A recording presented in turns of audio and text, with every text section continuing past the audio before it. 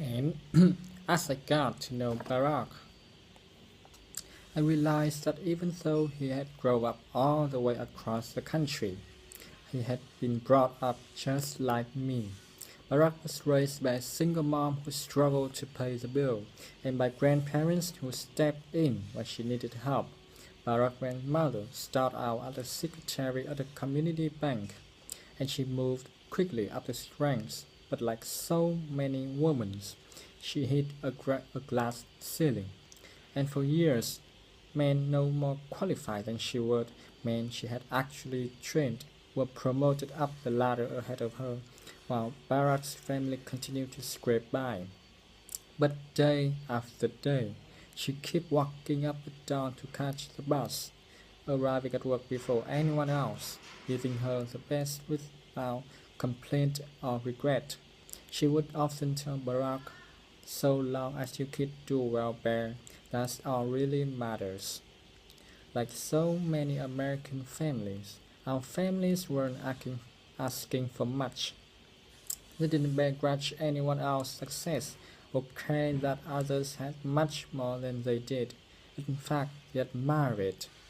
They simply believed in that fundamental American promise that even if you don't start out with much, if you work hard and do what you are supposed to do, you should be able to build a decent living for yourself. That's how they raised us. That's what we learned from their example. We learn about dignity and decency. That how hard you work matters more than how much you make. That helping others means more than just getting a half of yourself. We learn about honesty and integrity. That the truth matters, that you don't take shortcuts or play by your own set of rules.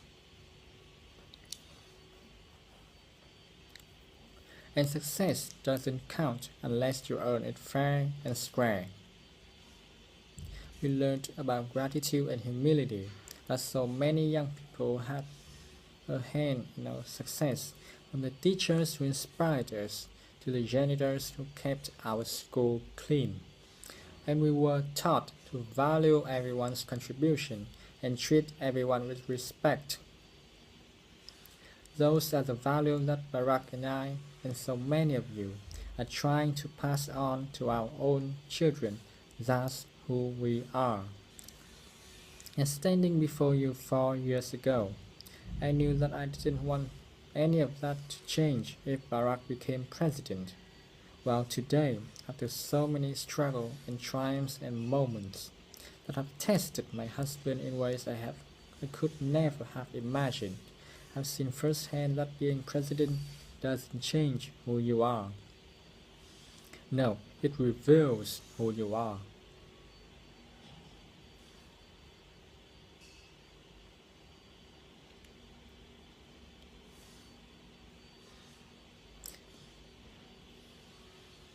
You see, I've gotten to see up close and personal what being president really looks like. I've seen how the issues that comes across a president's desk are always the hard ones. You know, the problem where no amount of data or numbers will get you to the right answer. The judgment calls when the stakes are so high and there is no margin for errors. And as president, you are going to get all kinds of advice from all kinds of people. But at the end of the day, when it comes to time to make that decision as president, all you have to guide you are your values, your vision, and life experiences that